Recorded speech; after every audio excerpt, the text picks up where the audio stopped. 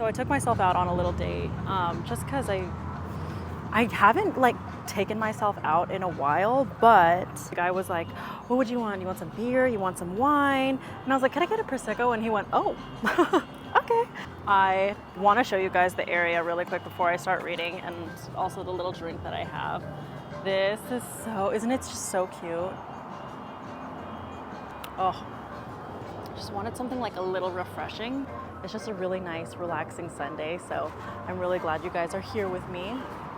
But it's so cute. The girl was like, when I first came in, she was like, I love your style. And I find it funny because I don't always get dressed up, but recently, like today, I was just kind of in the mood to do it. We're out today. You guys are just gonna spend the day with me. Recently, I've been wanting to get into a little bit more of like a fantasy kind of vibe. And so I brought Sarah J. Maas's Crescent City. Now this one is not, I feel like most fantasy books that I've read are a lot of the characters trying to figure out their way into the fantasy world that it's built around. But this one, it like dives you straight in, and I don't really know if it's a favorite of mine. I've read Sarah J. Maas's books before. I read the one that went really viral, The Court of Thorns and Roses, all of that. And my overall thought of that is like, I think that's good for beginner fantasy readers. It's like a really great way to grip you into it, but overall, it's not quite my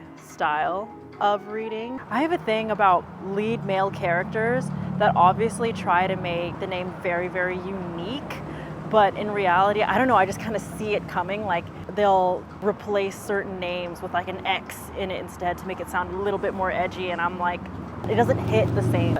For example, one of the people that I read Fourth Wing, and that was like super viral. I thought I was really, really gonna love it. There were aspects of it that I did like, but overall my thoughts were, it's very maybe high school, and there's no hate to it. It's, again, just not exactly for me. Because I think the main thing is fantasy is supposed to make you suspend your belief on things, right? Like, oh, I'm not in America. I'm in some fantasy land on a different planet, or maybe like the future dystopian empire of what once used to be America, right? But it doesn't feel like today's present time. And the one issue that I had with Fourth Wing was I felt like we were still in America, but it had dragons. Like the way that the slang that was used, the foot measurements. I remember at the very beginning of the book, the main character was like, what size feet are you? And she's like, I'm a size 8. And I'm like, that is a very American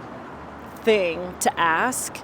And, you know, the way that they were cursing, the way that they were talking, it was very like US military inspired, which you could tell.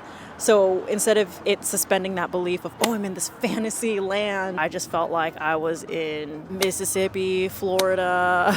And it wasn't hitting for me. Did I finish the book? Yes, I did. Did I pick up the second book? No, I did not. Something that does it really well is Game of Thrones. Game of Thrones, you just know you're in some kind of foreign land. There's inspirations from other places, but overall, it's able to suspend the belief. So if you guys have any other recommendations on what types of books you like to read and what I should, try reading, let me know. Drop it in the comments. I'm a big fantasy person. I love being taken to foreign lands, and I love reading it when I'm on vacation. So I don't know, it just kind of like enhances the experience a little bit more. So we'll see how well this one is. I'm 18 pages in, so we will see. We will see. Oh my God, yes.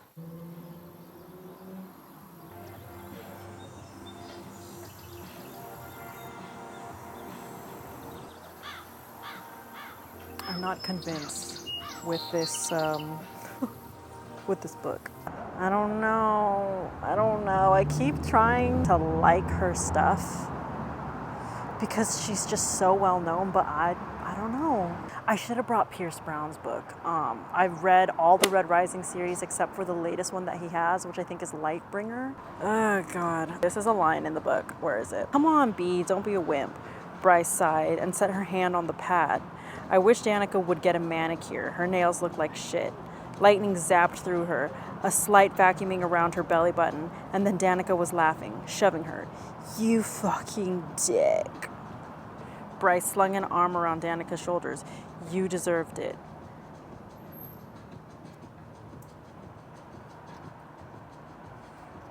It's one of those things that, like, if I was in high school, I'd be like, yeah, dude, you guys are such good friends. But right now I'm like, this ain't doing it. Oh my God, silly me for wanting to join along the Sarah J. Maas train, knowing that I wasn't gonna like it, but craving fantasy because she's like top recommended. So she's top recommended for a reason, right? Silly me. I'm gonna stop complaining and I'm gonna make it all the way till chapter 3 and see if it's changed. What's the love interest's name on here? Hunt? What did I just say? Didn't I say earlier how people are named like Hawk, Zayden, Hunt? Oh, when the murderer attacks again and an infamous fallen angel, Hunt, is assigned to watch her every footstep. I like the idea of the fallen angel. I really, really do. Hunt? It's so funny. When I was reading Fourth Wing, I didn't even know what the author looked like, right? But just reading the back of the book, I was like, all right, we're dragons, it's a girl. The guy's name is Zayden. And I read maybe like the first chapter of it and I knew immediately. I was like, all right, this person that wrote this is giving like middle-aged white mom in Colorado. I was on it. Maybe there were a few details that were off, but overall, like, there's a very specific type of woman that writes that type of stuff that's like, ooh, what's an edgy name that I can like put the letter X in there and throw it in. Zayden. Hunt? Oh my God. I gotta stop. You know what? I have moments. Like for me, it's when I'm feeling that like fantasy-ness. And it depends on the weather, depends on the day, depends on what I'm doing.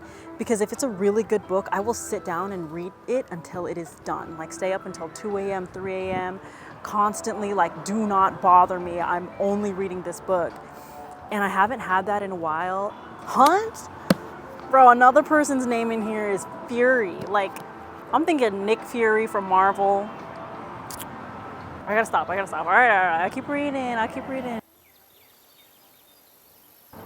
I'm on chapter 3 now, and I want to put the book down.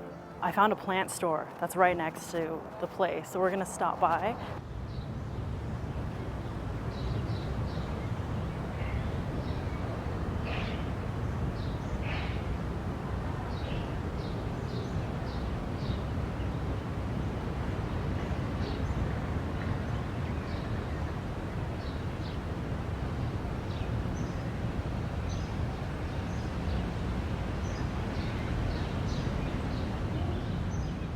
All right, let's make our way anywhere. We're gonna head to the beach.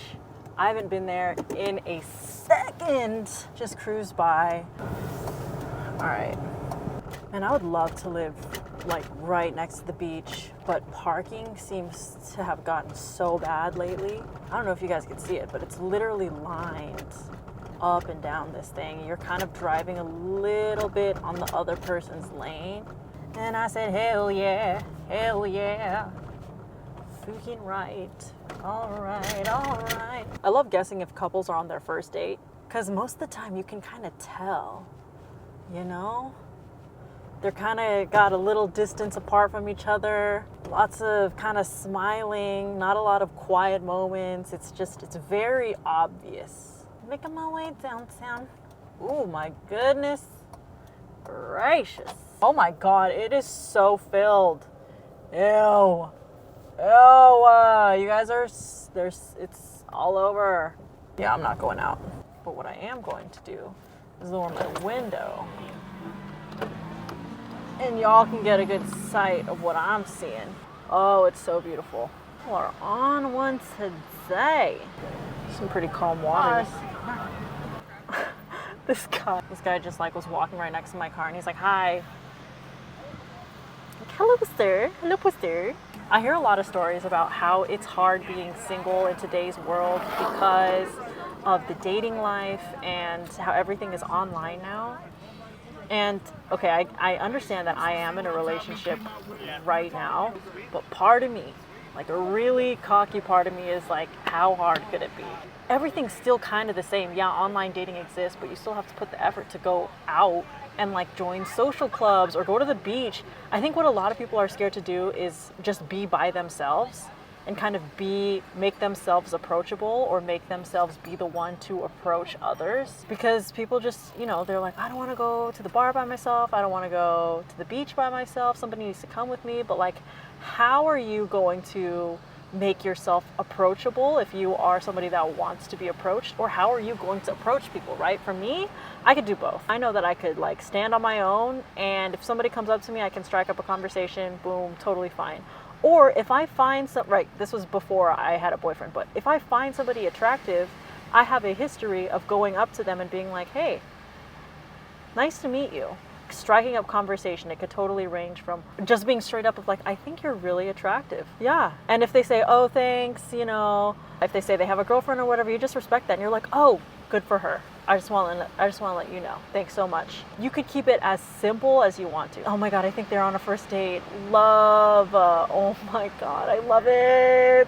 Girl, get it. She looks so cute. See, another thing is when I see women, we're just people watching at this point, but when I see women and they are dressed up looking absolutely fantastic, beautiful, there was effort, it's casual enough, but there's still something to be said about their style, versus guys that just kind of show up in like jeans and a white t-shirt, and yeah, that's a good overall, like everyone looks good in it, but like some guys just don't put in any effort at all. One of my friends recently started getting into the online dating world, and that is exactly what happened to them. They were like, oh, this guy literally told them, I don't see the purpose of getting dressed up for somebody that you don't really know. Like, it's not that serious. It's not like we're going out to a 5-star restaurant or whatever. There's no reason for me to have to impress you. And I was like, what happened to the people of today? Like, isn't that the point of going out and getting dates, is to impress the other person, or at least get to know them or show a different side of you that maybe you've never shown to anybody else before, right? Being a little bit more risky. But this guy said it with his chest. He was like, I don't see the purpose of me trying to get dressed up to impress you. Then don't go on a date, sir. Also, what's your guys' take on people who, this is for straight hetero relationships, but what's your guys' take on splitting the bill on your first date, right? Here's my take. My take is whoever, usually if you're the man in the situation and you asked out the woman, you should probably cover her stuff, right? But it could go vice versa, that if the girl themselves asked, hey, I'd like to take you out, or I'd like to take you out sometime, or, you know, I think you're really attractive, let's go hang out. Whoever asked that person out, you can expect to pay. It is nice when a man is, even if you ask the guy out and they pay, like that's still an extra like token of, oh, thanks so much. That's so sweet. That's so nice of you. We are headed back home. Thanks so much for joining me. I feel like we did a bunch of nothing, but we also got to just hang out and chill. I'll see you guys in my next video. Bye.